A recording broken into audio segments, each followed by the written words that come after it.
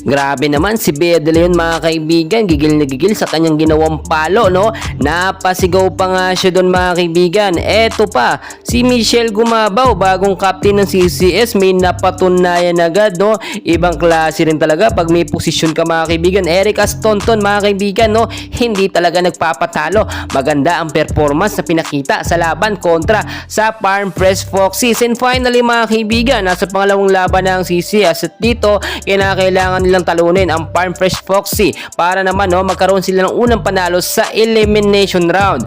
So first 5 lineup ng Creamline Cool Smashers, eto na yung so far na pangmalakasan ni Coach Sherwin Meneses, Michelle Gumabaw, Kyle Negrito, Pangs Panaga, Bea De Leon, Bernadette Fons at Erica Estonton. Hindi pa rin dito napasama, wala talaga dito mga kaibigan ang pangmalakasang starting 5 lineup ni Coach Sherwin Meneses. Ito si Valdez, Tots Carlos, Gemma Calanza, wala po mga kaibigan.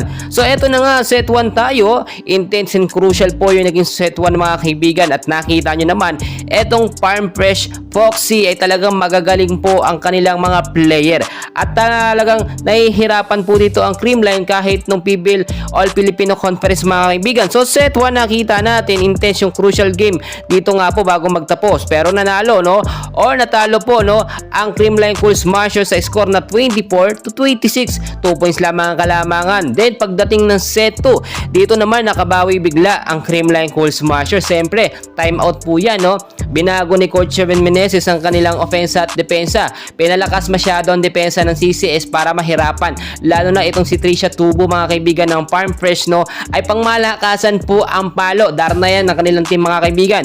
So nakabawi ang CCS dito nga po sa set 2 sa score na 25-23. Pagdating ng set 3, nagtuloy-tuloy ang magandang chemistry at momentum ng Creamline Cool Smashers, at nakita nyo naman very intense, hindi nakakalayo ang score mga kaibigan, 25-21, which is 4 points lamang ang kalamangan ng Creamline Cool Smashers. Pagdating ng set 4 mga kaibigan, umabot pa ng set 4, eto na nga mga kaibigan, hindi na pinagbigyan ng Creamline Cool Smashers.